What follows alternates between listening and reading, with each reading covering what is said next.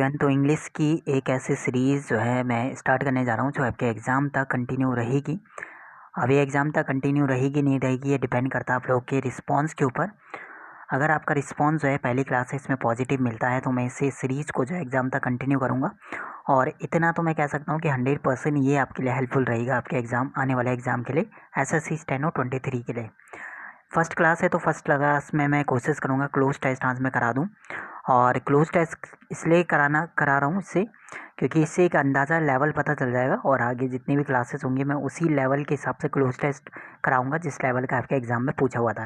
ये 22 वाला पहला शिफ्ट था और इससे पहले मैंने ऑलरेडी ये क्लास बना ली थी, ये वाली वीडियो बना ली थी, लेकिन वहाँ पे वॉइस का प्रॉब्लम हो गया था जिसकी वजह से वो टाइम जो है उतना वेस्ट हो गया। तो मेरा बहुत ज़्यादा टाइम इसमें लगता है तो इस टाइम की भी इम्पॉर्टेंट आपको समझनी चाहिए। तो अपना रिस्पॉन्स अगर आपका पॉजिटिव रहता है या अच्छा रिस्पॉन्स रहता है तो आगे आने वाले धीरे धीरे और भी क्लासेस में आपका लेवल भी बढ़ेगा।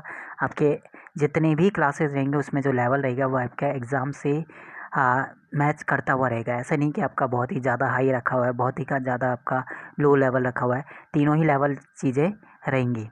अब कमेंट में आपको ये बताना है कि 22 के बाकी सेट भी मेरे को सॉल्व कराने हैं। अगर मैं सॉल्व कराता हूँ तो आपके मॉक फॉर्म में ऐड हो रखे तो मॉक फॉर्म में वो आपका वेस्ट हो जाएगा। तो मैं चाहूँगा कि आप मॉक फॉर्म में वो जो बाकी के 5 सेट बचे उनको मॉक फॉर्म में करना। एक सेट मैं करा दे रहा हूँ क्योंकि इससे एक लेवल मेरे को पता चल जाएगा कि क्लोज का लेवल क्या आया हुआ था और इसका ग्रामर का लेवल क्या था, आपका वोकैब का लेवल क्या था, आपका कॉम्प्रहेंसिव का लेवल क्या था। तो उस हिसाब से मैं आगे की जितनी भी क्लासेस होंगी 50 डेज़ है तो 50 क्लासेस बहुत होती है आपके इम्प्रूवमेंट के लिए। एक कॉपी नोटबुक रख लेना ताकि जो भी नई चीज़ें आपको मिलता है जैसे फ्रेजल हुआ, कोई वोकैब नया मिलता है, ठीक है, या फिर कोई आपका ऐसा जो रूल ग्रामर रूल अलग मिलता है तो उसको नोट डाउन करते हुए चलना। तो स्टार्ट करते हैं। फर्स्ट क्लास है तो मैं कोशिश करूँगा भाई अच्छे से कराने की और इस क्लास को कंटिन्यू करने की। बाकी रिस्पॉन्स अपना पॉजिटिव ही देना क्योंकि ये बहुत ही ज़्यादा हेल्पफुल रहेगा आपके एग्ज़ाम के लिए। ओके, तो हम क्लोज टेस्ट का लेवल एक बार चेक कर लेते हैं और क्या लेवल रहा था 22 में, उस हिसाब से मैं आगे क्लासेस में वही लेवल लेते हुए चलूँगा। पहला क्लोज टेस्ट आपका है कि नेशनल एजुकेशन पॉलिसी ट्राई करना खुद से भी सॉल्व करने की। जिनका ये शिफ्ट नहीं था, जिनका शिफ्ट था तो उन्होंने किया होगा, वो अपनी मिस्टेक देखना कि कहाँ पे मिस्टेक हुआ और कैसे मिस्टेक हुआ। क्लोज टेस्ट में इसलिए कराना हो थोड़ा यहाँ से पता चल जाएगा कि एक तो किस टाइप से क्लोज टेस्ट सॉल्व करना है, किस टाइप से उसको ऑप्शंस को एलिमिनेट करना है, किस टाइप से कौन सा ऑप्शन सही आना है ये चुनना है, ठीक है, कहाँ पे ग्रामर रूल लग रहा है, क्या सेंस है वो चीज़ देखना। तो बहुत सारी चीज़ें होती हैं। पहला आपका है national education policy of India 2020 is built on the foundational dash of equity, access, quality and affordability. The policy is a dash framework of India's education system from elementary to higher education. It also discusses the dash and scope of vocational training. The objective is to dash India in a vibrant knowledge society and make the country a global knowledge superpower by providing a more dash flexible and multidisciplinary education to its youth. National education policy के ऊपर ये topic है जो 2020 में बना हुआ था। ये बना हुआ है किसके, on the built on the foundational. एक हिंदी में एक वर्ड आपको पता है फाउंडेशनल, 4 ऑप्शन यहाँ पे दिए हुए, पता करना है हमें कि इन चारों में से कौन सा आएगा, ठीक है। अपने हिंदी में एक वर्ड सुना होगा बुनियादी ढांचा या बुनियादी आधार। इसका बुनियादी आधार क्या है, इसका बुनियादी ढांचा क्या है। अगर आप जब इसको हिंदी में इंग्लिश में बोलोगे तो फाउंडेशनल, बुनियादी मतलब फाउंडेशन क्या है, उसका फाउंडेशन मतलब बुनियादी बोलते हैं। आधार यानी उसका स्तंभ क्या है। यहाँ पे पिलर्स का मतलब क्या है, पिलर्स का मतलब होता है स्तंभ, एक आधार, ठीक है, किस आधार पे हुआ है, किस स्तंभ या आधार। तो जो ये क्या है फाउंडेशनल पिलर्स है, ठीक है। अब यहाँ पे फाउंडेशनल एम्स तो होगा नहीं यहाँ पे, ठीक है, एम्स का मतलब क्या इरादा है, क्या टारगेट है। फाउंडेशनल कॉलम नहीं होगा, पोस्ट नहीं होगा, बाकी तीन तो वैसे ही आपके इलॉजिकल लग रहे हैं। फाउंडेशनल पिलर्स, पिलर्स का यहाँ पे मतलब है कि उसका जो आधार है ये स्तंभ है। किस चीज़ का आधार है, स्तंभ है। ये पिलर्स ऑफ इक्विटी का है, एक्सेस का है, क्वालिटी का और एफोर्डेबिलिटी का है। तो यहाँ पे क्या हो जाएगा हमारा पिलर्स, इसका राइट हो जाएगा। आप फाउंडेशनल वर्ड से भी इसको कनेक्ट कर सकते हो, है ना, बुनियादी आधार बोलते भी है ना, तो वहाँ से भी आपका कनेक्ट हो जाएगा। तो इसका तो पिलर्स हो गया। बाकी फाउंडेशनल क्या आ गया, आप जब इन वर्डों को जोड़ोगे ना कोई मीनिंग एक है नहीं देता। फाउंडेशनल एम्स क्या है आपका, फाउंडेशनल कॉलम क्या है, फाउंडेशनल पोस्ट क्या है, बिल्कुल ही मैच नहीं हो रहा है, ठीक है। सेकेंड जब आप देखो the policy is a dash framework of India's education system from elementary to higher education.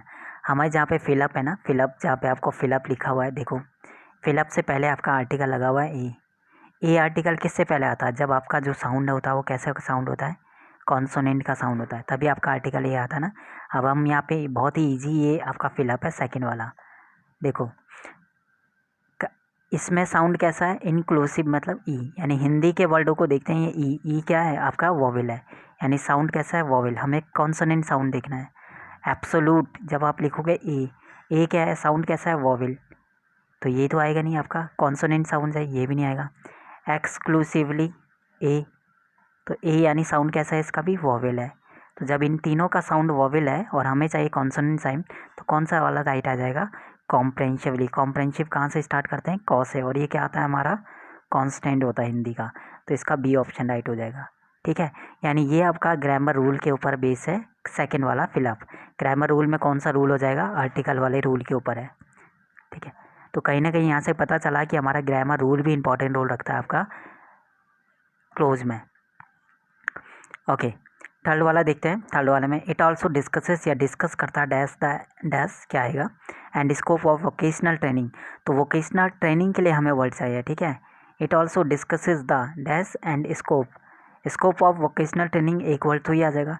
And दूसरा यहाँ पे क्या आएगा? Dash of vocational training. तो डैश क्या आएगा? Figure of vocational training. Vocational training का फिगर, फिगर मतलब क्या? ढांचा है। ठीक है, नहीं आएगा। ठीक है ना, आप वोकेशनल ट्रेनिंग का क्या करता है? फिगर ऑफ वोकेशनल ट्रेनिंग नहीं आएगा। प्रोफाइल ऑफ वोकेशनल है, प्रोफाइल मतलब जिसमें बायोडाटा वो सब चीज़ें लिखा हुआ है। Illogical, illogical. जब आपका फिगर नहीं आया तो सेप भी नहीं आएगा। ठीक है, आउटलाइन आपका आएगा क्योंकि यही ऑप्शन हमारा मैच करता है। अब आप बोलोगे सर आउटलाइन कैसे आ जाएगा? जब आप आउटलाइन का मीनिंग को देखोगे ना, तो आउटलाइन का मतलब क्या होता है? देखिए इसका क्या मीनिंग इन्होंने यहाँ पे लगाया हुआ है। कोई एक वर्ड है, एक पैसेज है, मेरे को ये वाला वर्ड अपने पूरे पैसेज में इंपॉर्टेंट दिखाना है, तो मैं क्या करूँगा? इसको एक सर्कल के अंदर या एक बॉक्स के अंदर डाल दूँगा। तो ये जो बॉक्स है ना, मैंने क्या किया? इसके बाहर इसे आउटलाइन कर दिया।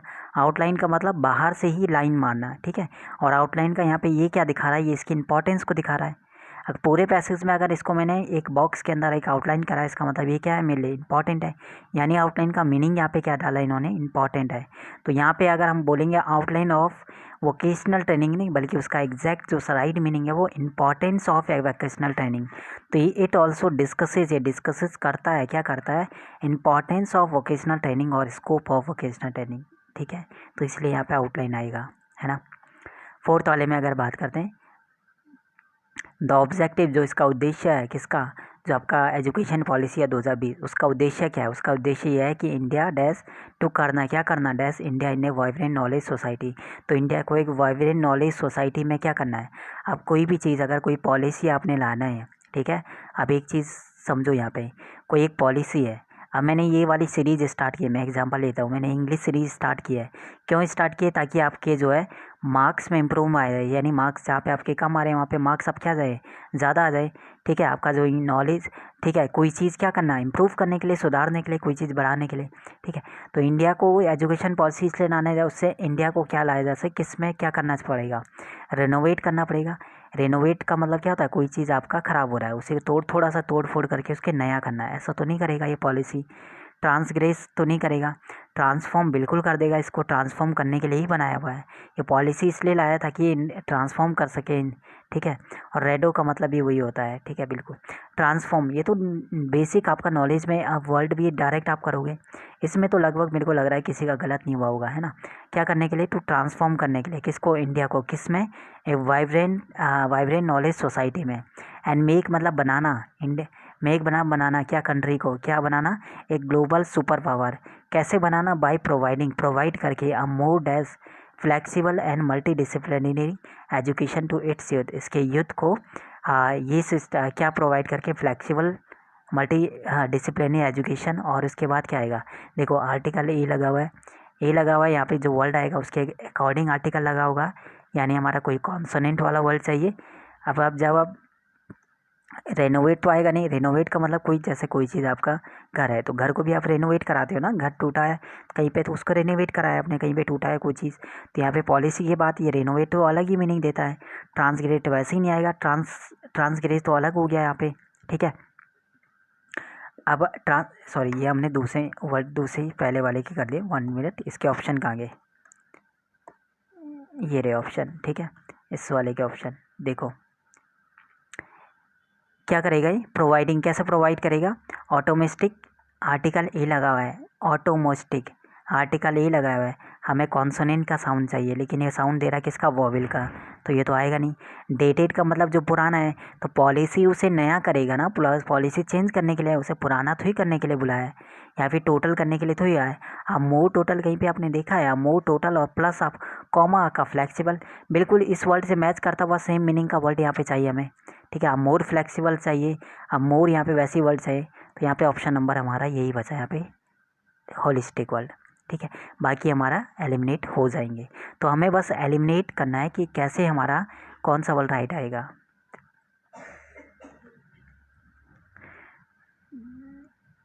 ठीक है, तो हमारा पहला क्लोज हो गया जिसमें हमारा ग्रामर रूल आया था आर्टिकल के दो, एक आर्टिकल आए, दो आर्टिकल वाले रूल आए, ठीक है। पहले में पिलर्स आया, दूसरा आर्टिकल का रूल ए वाला आया, और उसके बाद हमारा दो आर्टिकल के रूल आए और एक आपका close number second. Sportsmanship can be thought of as a sustaining and reasonably stable attribute or position that thus individuals on the basis of how they are expected to behave in supporting sporting circumstances. Overall, sportsmanship makes reference to these attributes such as fair play, self-control, fortitude, and perseverance, and has been associated with personal and social concepts such as treating others equitatively and receiving fair and equal treatment, as self-control when interacting with others, and showing respect for both authority and opposition group. Additionally, sportsmanship is defined as the way an individual adheres to athletics and all the sports. यानी ये total passage हमारा sportsmanship के ऊपर बता रहा है, जो कि प्रेजेंट की सिचुएशंस को बता रहा है, ठीक है, कि कैसे कैसे हम कर सकते हैं, कैसे स्पोर्ट्समैनशिप को होना चाहिए। अब हमारा फर्स्ट वाले में है आइडेंटिफाई करेगा, डिफाइन करेगा, मॉडिफाई करेगा। देखो डिफाइन किसको करेगा, जब वो स्पोर्ट्समैनशिप को डिफाइन करेगा, ठीक है, और डिस्टिंग्विश हमने लास्ट ऑप्शन में देखो, लास्ट लाइन में हमारा स्पोर्ट्समैनशिप विद डिफाइंड आया था। पहले में हमारा क्या आएगा, स्पोर्ट्समैनशिप कैन बी थॉट, ये हो सकता है क्या, एक थॉट एक विचार हो सकता है, और as a sustaining and reasonably stable attribute का, और या तो पोजिशन दैट जो क्या करेगा, individuals on the basis, individually उसे क्या करेगा, आइडेंटिफाई करेगा, ठीक है। आइडेंटिफाई तो करेगा क्योंकि आगे बोला उसने, इंडिविजुअली आइडेंटिफाई करेगा ऑन द बेसिस, किस बेसिस पे, how they are expected to behave in sporting, कैसा उनका, कैसे वो बिहेव करते हैं स्पोर्टिंग सर्कमटेंसेस के अंदर। तो इंडिविजुअली उसको क्या करेगा, उन्हें आइडेंटिफाई करेगा, किसको, स्पोर्ट्समैनशिप को। मॉडिफाई तो नहीं करते हैं। अब बाकी ऑप्शन एलिमिनेट करना स्टार्ट करें। डिफाइन का मतलब वो डेफिनेशन बताया था, तो इंडिविजुअली वो उन्हें डिफाइन तो ही करेगा, उनकी डेफिनेशन ही बताए। आइडेंटिफाई करेगा कि वो स्पोर्ट्समैनशिप कैसा है, ये चीज़ आइडेंटिफाई करेगा। मॉडिफाई का मतलब उसे एक चीज़ करके तोड़ फोड़ करके दूसरा नया मॉडल बनाना। मॉडिफाई करके मतलब उसे चेंज कर देना, तो ये तो चेंज नहीं करेगा। और डिस्टिंग्विश का मतलब उसमें एक डिफरेंस बताना, या डिस्टिंग्विश मतलब उसको एक अंतर बताना कि क्या चीज़, तो ये तो इनको आइडेंटिफाई करने के लिए बोला है कि कैसे वो उनका बिहेवियर रहता है। तो ये चीज़ क्या करेगा, इंडिविजुअली उनको आइडेंटिफाई करेगा कि वो स्पोर्ट्समैनशिप वाला कैसा है वो, ठीक है। तो इसका आइडेंटिफाई राइट हो जाएगा। अब अगला वाला देखो, थर्ड वाले में क्या आएगा। थर्ड वाले में कह रहे हैं सेकंड वाला ना, सेकंड वाला overall sportsmanship makes reference to dash attribute such as fair play, self control, fortitude, perseverance. यहाँ पे आएगा क्या आएगा, जब आप इसके ऑप्शंस देखोगे तो यहाँ पे क्या आएगा, एवरेज, टोटल, नेगेटिव, पॉजिटिव। बहुत ईजी है। जब आप सेकंड वाले में ध्यान से पढ़ोगे तो आगे एक चीज़ आपको मिलेगा, ये देखो, to dash attribute such as fair play. Fair play का मतलब वो क्या चला बता रहा है, उसका वो पॉजिटिव साइड्स बता रहा है। तो यहाँ पे एक वर्ड हमने देखा पॉजिटिव, ठीक है, तो यानी वो डिफरेंस करता है किसका, उसके पॉजिटिव एट्रीब्यूट्स को। जैसे उसका फेयर प्ले, उसका मतलब एकदम ईमानदारी से वो क्या खेलता है नहीं खेलता, सेल्फ कंट्रोल बताता है, उसका फोर्टिट्यूड बताता है, परसेवरेंस को बताएगा। तो यहाँ पे क्या आएगा, फेयर प्ले के अकॉर्डिंग हमने लगा दिया कि सेंस हमारा पॉजिटिव जा रहा है, तो इसका मतलब यहाँ पे क्या आएगा हमारा पॉजिटिव राइट हो जाएगा। तो इस नेगेटिव आएगा नहीं, टोटल आएगा नहीं, एवरेज आएगा नहीं, पॉजिटिव और नेगेटिव में से कोई दोनों में से एक आएगा। और आगे जाके फेयर प्ले बता रहा है कि हमारा पॉजिटिव ही आ जाएगा। थर्ड वाले में attribute such as fair play, self control, fortitude, perseverance and dash been. अब हमारे यहाँ पे सेंस हमारा किस में चल रहा, प्रेजेंट का सेंस चल रहा। अभी तक तो हमारा यही चला प्रेजेंट का सेंस कैसे चल रहा है, कैसे पहचानोगे। कैन बी यानी अभी कर सकता है, नहीं कर सकता, प्रेजेंट सेंस ही दिखाता है। ठीक है, उसके बाद आर यहाँ पे लिखा हुआ है प्रेजेंट सेंस दिखा रहा है। मेक्स यानी फर्स्ट फॉर्म में एस प्रेजेंट सेंस दिखा रहा है। ठीक है, तो यहाँ पे ये चीज़ें क्या बता रहा है कि ये प्रेजेंट सेंस दे रहा है, ये पूरा पैसेज। तो जब प्रेजेंट सेंस ये दे रहा है तो हमारा एलिमिनेट करना स्टार्ट करें। प्रेजेंट सेंस में दे रहा है तो हमारा हेड आएगा नहीं, पहला हटा। ठीक है, अब ये क्या रहा है, हेड आ रहा है। अब यहाँ पे देखो हैव के साथ ऑलरेडी उन्होंने फोर्थ वाले में थर्ड फॉर्म दे रखा है, और यहाँ पे आप देखोगे तो यहाँ पे बीन लगा हुआ है। तो यहाँ पे थर्ड फॉर्म ऑलरेडी बीन, देखो हैव बीन या हैज़ बीन लगा होता है। जब हमारा ऑलरेडी आगे बीन लगा है तो ये भी नहीं आएगा, ये हमारा आएगा नहीं क्योंकि पास्ट का सेंस वो दे नहीं दे रहा। अब हमारे इन दोनों में देखा ना, सिंगुलर वर्ब आएगा, प्लूरल वर्ब आएगा। ये हमारा तभी पता चलेगा जब हम इसका सब्जेक्ट देखेंगे कि सब्जेक्ट क्या है। अब हम इसका सब्जेक्ट ढूंढते हैं। ठीक है, देखो इसका सब्जेक्ट एंड के बाद, ठीक है, यहाँ पे इसका वर्ब आया तो किस सब्जेक्ट, इसका सब्जेक्ट ये तो होगा नहीं, ये आपका इसका सब्जेक्ट होगा नहीं होगा, नहीं होगा, क्योंकि ये किससे कनेक्ट है, सब टू से कनेक्ट है। तो टू प्लस ये टू का प्रीपोजिशन ऑब्जेक्ट हो गया, ये पूरा क्या बन गया, प्रीपोजिशन ऑब्जेक्ट बन गया। ठीक है, यहाँ तक का। तो ये और ये आपका वर्ब हो गया, यानी इसका सब्जेक्ट क्या होगा, इसका सब्जेक्ट हो जाएगा कि ये वाला स्पोर्ट्समैनशिप, और स्पोर्ट्समैनशिप इसका सब्जेक्ट हो जाएगा।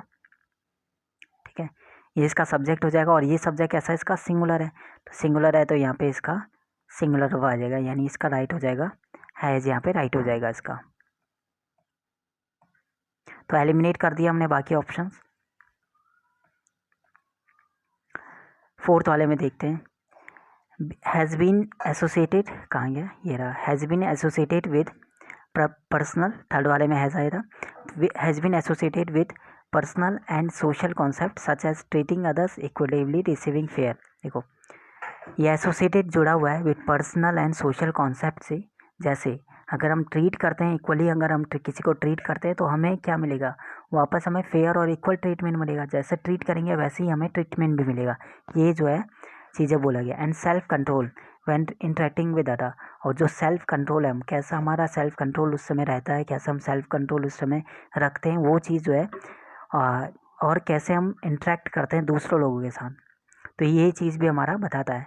तो यहाँ पे सेल्फ कंट्रोल क्या करेगा, वो मेंशन करेगा नहीं, मेंशन करेगा सेल्फ कंट्रोल को, मेंशन नहीं करेगा, सेल्फ कंट्रोल को प्रिपेयर तो ही करेगा वो चीज़ ना, वो सेल्फ कंट्रोल को फॉलो करोगा। तो सेल्फ कंट्रोल को क्या करेगा, वो सेल्फ कंट्रोल कैसे लाएगा, कैसे वो लागू करेगा, तो उसके लिए एक्सरसाइजिंग है, कैसे कोई चीज़ लाना तो उसके लिए एक्सरसाइजिंग है। ठीक है, प्रिपेयर सेल्फ कंट्रोल को करेगा नहीं, मेंशन नहीं करेगा और ना ही उसे फॉलो करेगा। ठीक है, तो ये चीज़ तो नॉर्मली है ना कि सेल्फ कंट्रोल को क्या फॉलो कर सकते हो नहीं, सेल्फ कंट्रोल ला सकते हो, प्रिपेयर कर सकते हो नहीं, मेंशन कर सकते हो नहीं, आप उसे एक्सरसाइजिंग, यहाँ पे एक्सरसाइज का मतलब उसे लागू करना है, उसे लाना, कैसे उसका सेल्फ कंट्रोल उस समय रहता है और कैसे वो ट्रीट करता है दूसरों के साथ। ठीक है, तो यहाँ पे इसलिए एक्सरसाइजिंग राइट हो जाएगा। When interacting with others and showing respect, और वो कैसा रिस्पेक्ट उस दिखाता है, बहुत यानी दोनों, वो दो कौन है, अथॉरिटी के लिए भी और अपोजिशंस ग्रुप के लिए भी। एडिशनली इसके अलावा अगर बात करें, स्पोर्ट्समैनशिप को डिफाइन किया जाता है एज द वे, इस वे से, एक इस तरीके से, एंड इंडिविजुअली जो है dash to athletics and the all sports, यानी इंडिविजुअली वो कैसे एथलेटिक्स और ऑल द स्पोर्ट्स के साथ क्या करेगा, इंडिविजुअली वो कैसे रिएक्ट करेगा एथलेटिक्स के साथ और ऑल द स्पोर्ट्स के साथ। तो रिसीव तो करेगा नहीं इंडिविजुअली, ना रिक्रिएट दोबारा से बनाना, तो यहाँ पे रिएक्ट का जाएगा, है ना। तो दो क्लोज हमारे हो गए, हमने देख लिया कौन सा ऑप्शन कैसा आएगा, हमने देख लिया कि कैसे बाकी ऑप्शन एलिमिनेट करना है। तो इस टाइप से ही जो है क्लोज को थोड़ा बहुत यहाँ पे कवर करना है। ठीक है, बाकी दो क्लोज मैं अगले वाले में कराऊंगा, उसके बाद हम बाकी सेक्शंस को, तो धीरे धीरे क्लास की जो टाइमिंग है उसको बढ़ाते हुए चलेंगे। अगर रिस्पॉन्स बहुत बढ़िया रहता है रिस्पॉन्स, ठीक है, सपोर्ट अच्छा रहता है कमेंट सेक्शन में, और सपोर्ट कैसे चीज़ें पता चलेगा कि आपका रिस्पॉन्स आता है, एक कमेंट, अच्छा सा प्यारा सा कमेंट, सेकंड आपका लाइक, और चीज़ें यह है कि जो भी आपका डाउट रहेगा वो डाउट को आपको पूछना है कमेंट सेक्शन में। बाकी ये है, बाकी के 2 क्लोज, बाकी के 3 क्लोज या जितने भी क्लोज हैं वो अगले नेक्स्ट वाले में कवर करूँगा। और इसके अलावा आपका वोकैब वो सब चीज़ें, और फिर आपकी नई सीरीज स्टार्ट हो जाएगी, यानी आपके एसएससी स्टेनो के जैसे ही आपका क्लोज रहेगा उसके लेवल रहेगा तो उस टाइप से। तो ये जो सीरीज़ है इसका एग्ज़ाम तक चलना बहुत ज़रूरी है, ठीक है। बाकी रिस्पॉन्स देखते हैं कैसा है, बाकी कोशिश करूँगा भाई कंटिन्यू करने की।